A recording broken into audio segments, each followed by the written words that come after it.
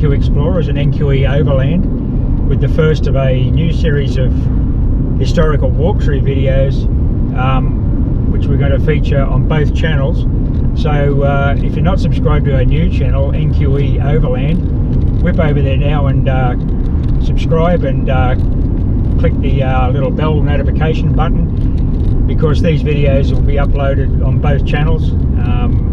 NQE Overland is kind of a crossover sister channel to NQE Explorers, where we do travelogue and overlanding sort of videos and these kind of historical visits. So today we're heading out to the ruins of the Cape St.George's Lightstation, which is on the south coast of New South Wales, just below Jervis Bay. It was commissioned in 1860 when it commenced operation, and has an incredible history of shipwrecks, grisly deaths of the people involved in operating the light, and its eventual demise at the hands of the Royal Australian Navy in the early 20th century. So thanks for coming along. We'll go and have a look at the old ruins of the Cape St. George Light Station.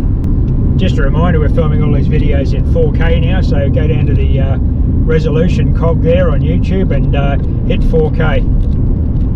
So the purpose of these historical walkthrough videos is to showcase Australia's early colonial history and 20th century military history on sites that are on the Heritage Register, and therefore they're off limits to any metal detecting. So it's an associated pursuit where Colin and I will go out and look at these old wonderful old ruins and heritage sites.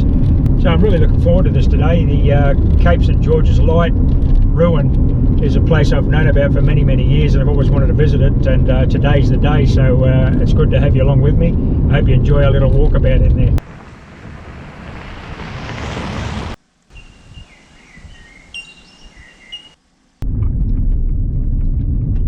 As you can see behind me here, I've just stopped on the way into the old lighthouse. Pretty significant bushfire damage through this area. I think they had some pretty bad fires in 04 back here. Not so much at the moment, but there are a lot of bad fires out west at the moment, and we've got a lot of bushfire smoke haze in here. But as you can see, big firestorm's been through here. The trees are blackened right to the top. So it's not the sort of place you want to be caught in a fire, that's for sure. Okay, we've arrived at the site of the Cape St. George Lighthouse ruins. As I said, I've always wanted to come to this site. I've known about it for many years. I'd actually see the ruins up here on the horizon ahead of us, but it's directly into the sun, so I'll show you when we get there. But the light was commissioned in 1860, and it was designed to protect the approaches to Jervis Bay, which is a beautiful natural harbour on the south coast of New South Wales. But through various bungles and bureaucratic mistakes, it was built in the wrong place, so that when it was commissioned, it wasn't visible from either the southern or northern approaches to the harbour. And during its time of commission, just around 30 years, there were a large number of shipwrecks in the area, just on this area coast. So clearly it didn't prevent the shipwrecks, and it may have actually caused some of them. But I'll give you the details of what happened with the construction of the lighthouse and its eventual demise in the early 20th century, when the Navy used it as a gunfire target. So let's just get up and have a look at the ruins now. A few flies over on this side. I don't know how windy it's going to be up on the Cape here, so if it is too windy, I'll just do it as a voiceover. But I'd like to actually commentate it as we're actually walking around the ruins, and we're just coming up on the first ruin now. Okay, this is the ruins of the stables. Obviously all horse-drawn implements of transport back in 1860. Roof's gone.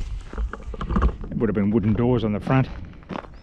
It's all locally quarried sandstone, and that is a story in itself, actually. The quarrying of the stone.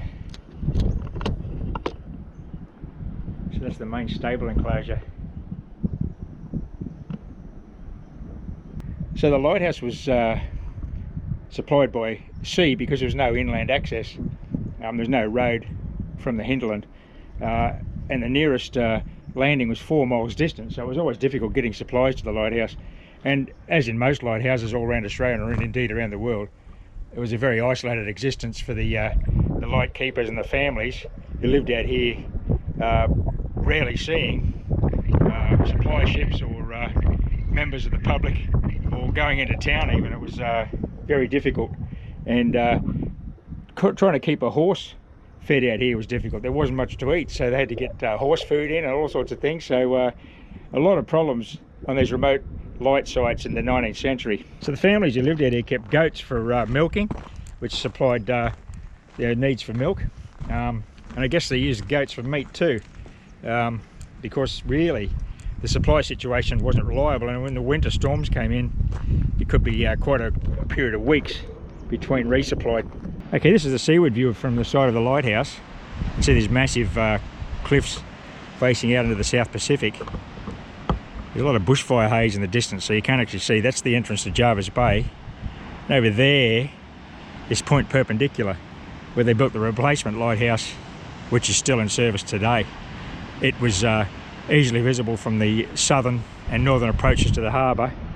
It has been preventing shipwrecks for the last 150 years or so. Well, here we are at the ruins proper. As you can see, the base is fairly well intact on this side, but the main tower has been completely destroyed by naval gunfire. Here's the little cottages. There would have been a first, second and third assistant lightkeeper.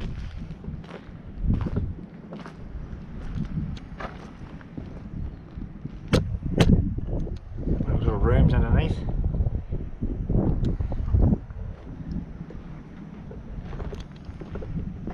Of course, this is all preserved under the National Trust. That's what's locked up, and continued preservation to stop the ruins getting any worse.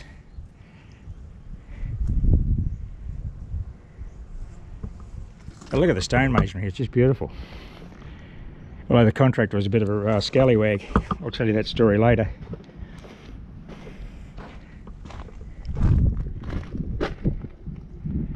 The old fireplace there, you can see they've propped up the stone where it would have been the lintel above the hearth.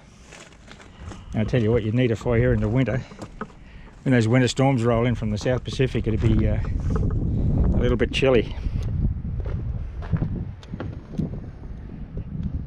You can see that arch there, that's the base of the light tower there.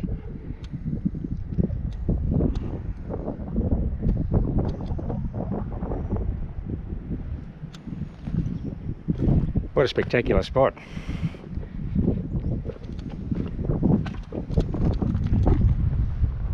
Here's one of the information boards. From 1860 to 1877, up to 15 people, including the lighthouse keeper, 2 underkeepers and their families, lived in this 8-room complex. Oil and supplies for the lighthouse were also stored here, so conditions would have been relatively cramped and uncomfortable. In 1877, a 7-room weatherboard cottage was built for the head keeper near the stables. Oh, that's not there anymore. I guess the white ants ate that. There's an old concrete slab down there, hopefully part of the former complex. I believe this is the latrine. Be the best view from Madunny and anywhere in Australia, I reckon. All the original walls still here. Yeah, that's the latrine. Double latrine building. Drains over the cliff.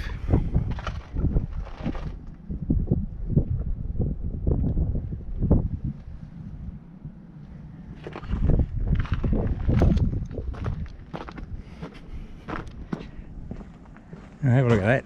Beautiful. South Coast panorama. I'm actually not in New South Wales.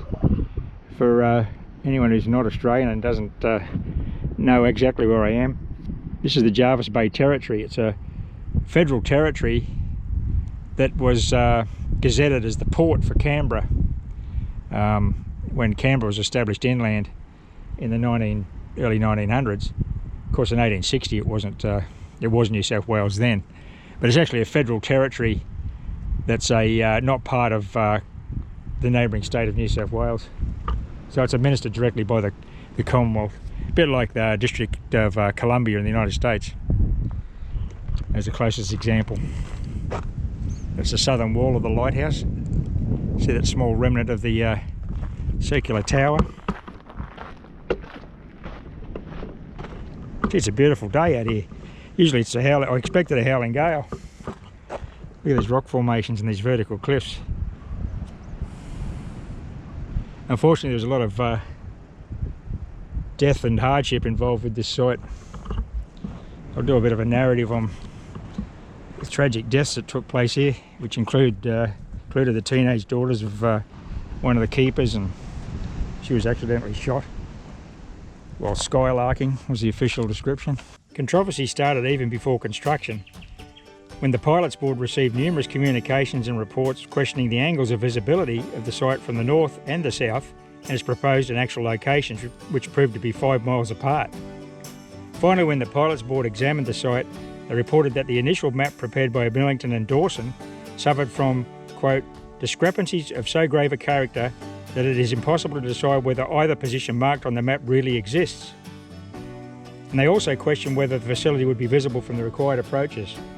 Nevertheless, despite these facts and further disagreement by a majority of the board, the lighthouse was commissioned on the 1st of October 1860. The resulting light was not visible from the northern approach to Jervis Bay and was barely visible from the southern approach. When inspected by members of the Pilots Board, it was found that on top of the inaccuracies, the contractor built the light 2.5 miles or 4 kilometres north of the intended site, as it was closer to the quarry he was obtaining the stone from.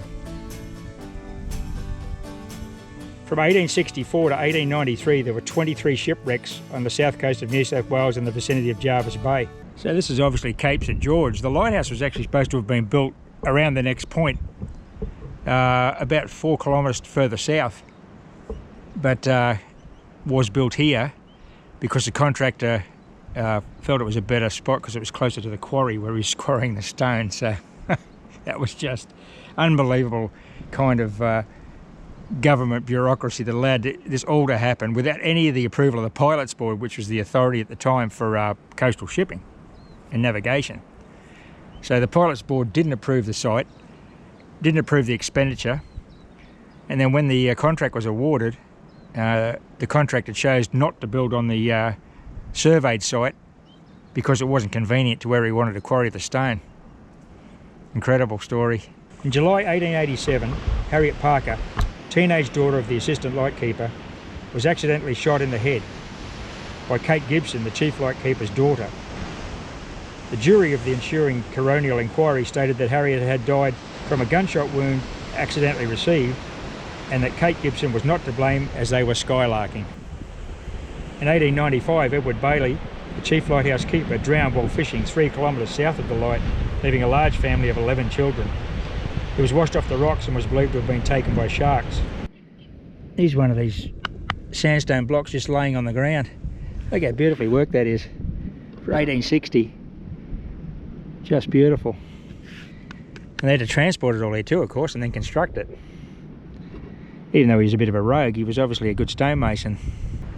So the Cape St. George light station was in service for 38 years, from 1860 to 1898, when it was replaced by that point perpendicular light on the northern approach to Jervis Bay, which is probably where the light should have been built in the first place.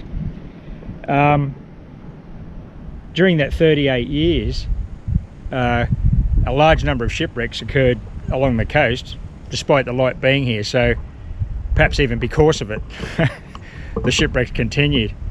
Now, when they built the point perpendicular light in the 1890s, this tower was still standing, but it wasn't lit. And on moonlit nights, or even during daytime in bad weather, the tower was visible.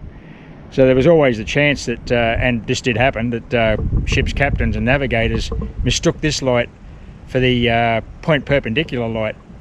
So that's when they decided they'd destroy it, and the Navy shelled it from sea as target practice to bring the tower down, so that there was no more mistaking which lighthouse was actually operational. So incredible bit of history, lots of tragic deaths on the site, and a beautiful old ruin preserved.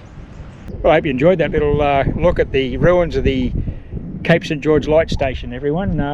It's a site I've always wanted to visit. I've known about it for many, many years, and I've passed this area many, many times, but I've never made the effort to come in and look, and I'm really glad I have. Just beautiful.